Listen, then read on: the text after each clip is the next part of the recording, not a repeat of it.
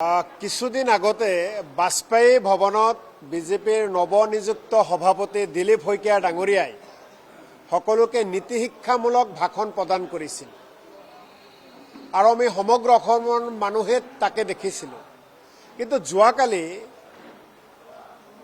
বৰপেটা জিলাৰ চাৰ্কিট হাউচত মদ্যপান কৰা যি ভিডিঅ' ভাইৰেল হৈছে এয়া অত্যন্ত দুখ আৰু পৰিতাপৰ বিষয়।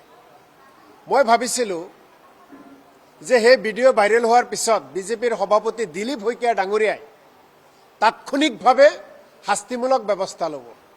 এই মুহূৰ্তলৈকে ব্যৱস্থা লৈছে নলৈছে মই নাজানো, ল'লে নিশ্চয় জানিলোহেঁতেন। এতিয়া দিলীপ শইকীয়া ডাঙৰীয়ালৈ প্ৰশ্ন যে আপোনালোকে কথাবোৰ কেৱল ক'বলৈ কয় নে কথাবোৰক কামত ব্যৱহাৰ কৰে? বৰপেটা চাৰ্কিট হাউচত মদ্যপান কৰি চাৰ্কিট হাউচৰ গুণ গৰিমা, চাৰ্কিট হাউচৰ মান যিমান তললৈ দিলে এয়া অত্যন্ত লজ্জাজনক আৰু বৰপেটাবাসী হিচাপে এয়া লজ্জাবোধ কৰিছোঁ।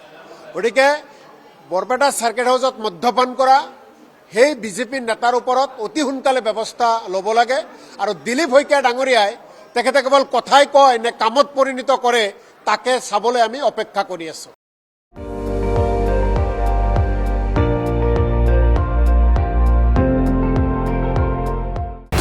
আপুনি চাই আছে ND24, সৰ্বশ্ৰেষ্ঠ নহয় সৰ্বোত্তমৰ দৌৰত।